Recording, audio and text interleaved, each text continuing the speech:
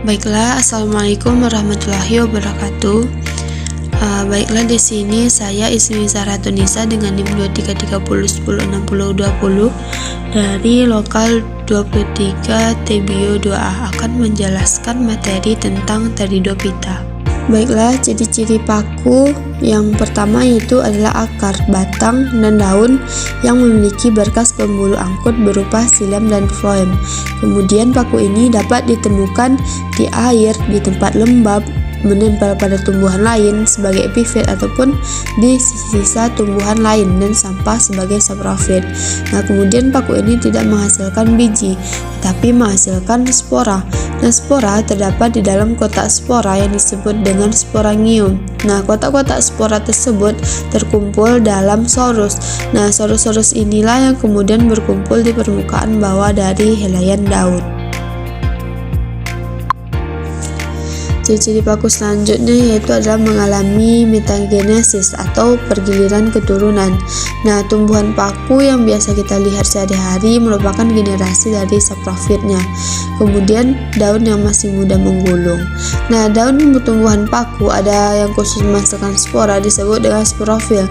Nah, daun yang tidak menghasilkan spora disebut dengan trofil yang berfungsi untuk fotosintesis.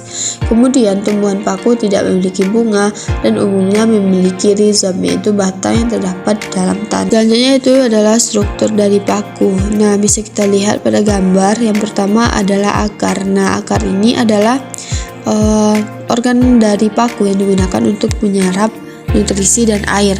Kemudian ada batang untuk tegaknya tumbuhan paku dan adanya sporangium di balik-balik daun.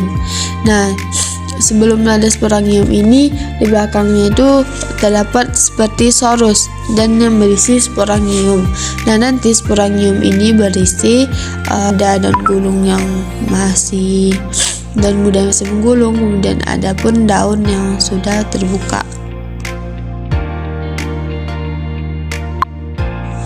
Selanjutnya kita masuk ke reproduksi tanaman paku. Nah, tumbuhan paku berkembang biak secara aseksual dan seksual. Nah, reproduksi aseksual dan seksual pada tumbuhan paku terjadi seperti pada lumut. Nah, reproduksi tumbuhan paku menunjukkan adanya pergiliran antara generasi gametofit dan generasi saprofitnya atau disebut dengan metagenesis. Pada tumbuhan paku, generasi saprofit merupakan generasi yang dominan dalam spora dihasilkan oleh pembelahan sel induk spora yang terjadi di dalam sporangium. Nah, sporangium terdapat pada saprofit yang terletak di daun atau di batang. Nah, nanti spora haploid yaitu protalium, sedangkan saprofitnya adalah generasi diploid yaitu tumbuhan paku. Nah, proses pergiliran keturunan tumbuhan paku terjadi bila spora jatuh di tempat yang sesuai, maka akan menghasilkan alat kelamin jantan atau antheridium dan alat kelamin betina atau archegonium. Masing-masing alat kelamin akan menghasilkan spermatozoid dan ovum. Bila terjadi pembuahan ovum oleh spermatozoid, maka akan dihasilkan zigot. Nah, selanjutnya zigot akan tumbuh menjadi embrio dan akhirnya menjadi tanaman. Nanti setelah dewasa, sporofil dari saprofit akan menghasilkan spora yang terdapat di dalam kotak spora. Nah, kotak spora ini akan berkumpul di dalam sorus. Selanjutnya kita masuk ke klasifikasi paku, di mana di sini paku ini memiliki sekitar 12.000 jenis spesies yang mampu tumbuh dan bertahan hidup di berbagai daerah dengan iklim yang berbeda. Nah, di sini kita akan membahas 4 subdivisi dari paku. Yang pertama yaitu subdivisi Lycopsida. Nah, spesies ini merupakan jenis spesies dari tumbuhan paku yang dapat menghasilkan batang dan akar, kemudian diri pada tanaman lain menempel sebagai media untuk hidup. Kemudian memiliki ukuran daun yang sangat kecil dan berbentuk rapat, serta menghasilkan mikrospora dan sporangium. Selanjutnya yaitu subdivisi Sphenopsida, yaitu tumbuhan paku yang tergolong dalam banyak dijumpai di daerah yang beriklim tropis. Nah, tumbuhan paku yang satu ini memiliki ekor yang panjang dan tubuhnya. Inilah ciri tanaman pakunya, yaitu yang pertama memiliki bentuk batang yang tegak, kemudian menghasilkan spora yang berjenis heterospora, kemudian pada bagian batang mengandung kadar silika yang tinggi serta menyenangi daerah rawa yang lembab. Selanjutnya yaitu subdivisi Pteridopsida. Nah, tumbuhan paku yang tergolong ke dalam spesies ini merupakan tumbuhan paku sejati yang sering dijuluki dengan sebutan tanaman pakis. Jenis tumbuhan yang satu ini mampu hidup dan tumbuh di daerah yang beriklim tropis dan subtropis. Ini cirinya yaitu memiliki batang yang berbentuk tegak dan tumbuh di atas dan di bawah permukaan tanah, menghasilkan spora yang berjenis homospora dan isospora. Kemudian spora yang dihasilkan berkumpul di bawah daun dan penyebaran spora untuk berkembang biak melalui bantuan dari angin. Selanjutnya yaitu subdivisi dari Psilopsida atau paku purba, merupakan paku yang sederhana dan memiliki susunan yang cukup sederhana. Tanam ini berupa ranting yang bercabang-cabang, ada bulu-bulu halus yang melimuti, berakar serabut halus dan juga sering disebut akar semu yang berfungsi sebagai perekat pada tumbuhan lain. Ciri-ciri yaitu hidup di daerah beriklim tropis dan subtropis, bersifat homospora, berdaun mikrofil serta batangnya berklorofil dan tidak mempunyai daun sejati. Baiklah, selanjutnya kita masuk ke dalam bentuk dan ukuran sporanya.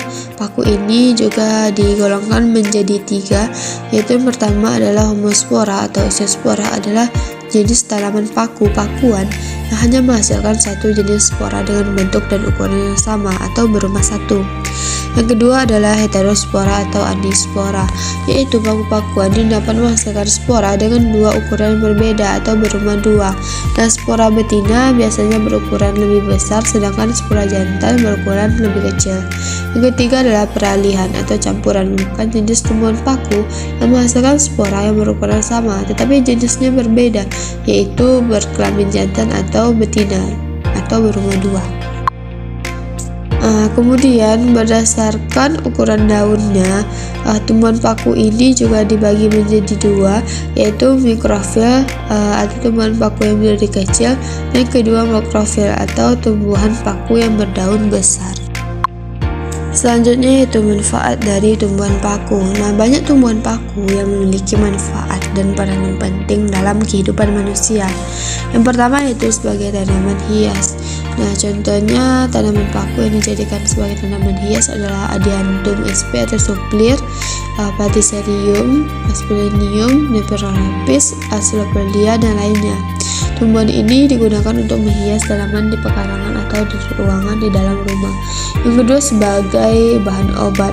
Nah, beberapa jenis tumbuhan paku memiliki khasiat obat tertentu. Contohnya adalah Aquacentum atau paku ekor kuda yang digunakan sebagai antidiuretik atau penghentian produksi urin yang berlebihan.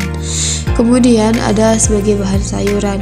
Nah, beberapa tumbuhan ini juga dapat dimanfaatkan sebagai sayuran. Contohnya adalah Marsilea atau semanggi, Pteridium apollinium atau paku garuda. Nah, tumbuhan paku ini dapat dikonsumsi sebagai bagian dari makanan sehari-hari atau sebagai bagian tambahan dalam masakan. Yang keempat yaitu adalah kesuburan tanah. Contohnya adalah Azolla pinnata, merupakan tumbuhan paku yang dapat berperan dalam meningkatkan kesuburan tanah. Kemudian selain dampak positifnya ada juga dampak negatifnya, yaitu sebagai gulma pertanian. Dan salah satu contoh tumbuhan paku yang dapat menjadi gulma pertanian adalah Salvinia natans atau kayambang. Nah, tumbuhan ini dapat tumbuh secara liar dan menjadi pengganggu bagi tanaman padi. Oleh karena itu, pengendalian kayambang perlu dilakukan dalam upaya menjaga pertumbuhan dan produktivitas tanaman padi. Baiklah, mungkin hanya sekian yang dapat saya sampaikan. Terlebih dan kurang saya mohon maaf. Wassalamualaikum warahmatullahi wabarakatuh.